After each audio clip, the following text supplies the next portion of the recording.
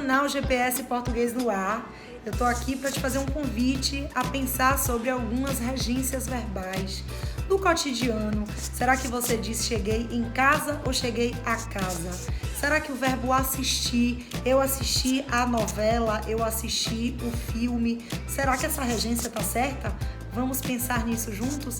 Convido você a partir de agora mergulhar no universo da regência verbal. Tá preparado? Pode vir comigo. Regência e você, tudo a ver? Sejam bem-vindos, queridos, queridas, a nosso encontro para tratarmos de um conteúdo que é do seu dia a dia. Isso mesmo, é do seu dia a dia fazer uso de regências nominais e regências verbais. Nesse nosso bate-papo de hoje, eu vou focar especificamente no estudo da regência verbal.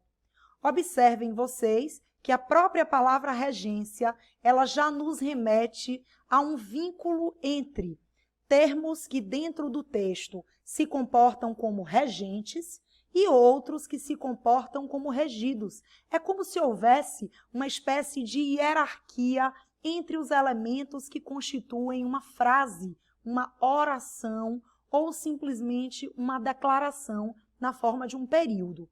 Eu quero apresentar para vocês o nosso ponto de partida, que é exatamente o regente considerado como verbo. Então, nesse nosso encontro de hoje, nós vamos falar de casos de regência verbal. Entretanto, esses verbos, como regentes, eles precisam vir acompanhados de termos regidos, que podem ser seus complementos ou até mesmo seus modificadores. Então, a partir dessa breve apresentação, eu começo questionando a você: quando se deve usar a estrutura chegar em ou chegar a? Já parou para se perguntar quanto a isso?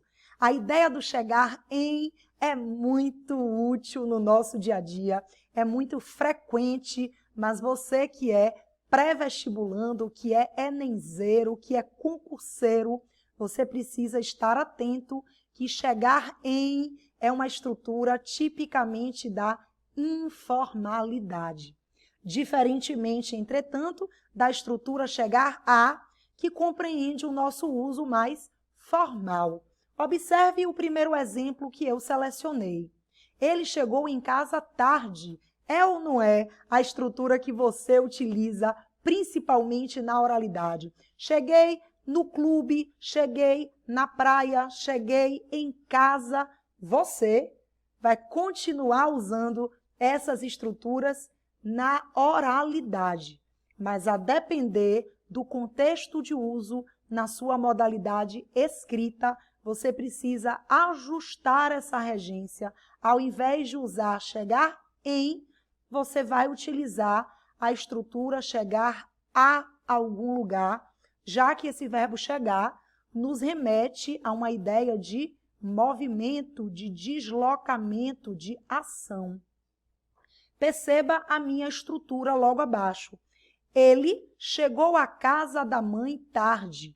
Observe que essa estrutura do chegar a compreende o universo dos formalismos, ou seja, na hora de produzir essa regência em sua produção textual, sobretudo se esse texto vai passar pelo crivo avaliativo, gerando uma nota, é importante que você faça uso da regência chegar a algum lugar. Observem vocês que esse uso do a está craseado. Qual é a fundamentação para isso? Se quem chega a algum lugar, observe que essa preposição a ela é obrigatória. Observe também que o substantivo casa é feminino, portanto, admite um artigo feminino a. Foi nessa junção da preposição a mais o artigo a que apareceu o famoso acraseado. Então, primeiro uso que você precisa guardar como muito relevante: não se chega em algum lugar, se chega a algum lugar em se tratando da norma padrão. Eu tenho todo o respeito aos indivíduos que permanecem usando chegar em, mas lembre-se de que esse uso é popular. esse uso é informal.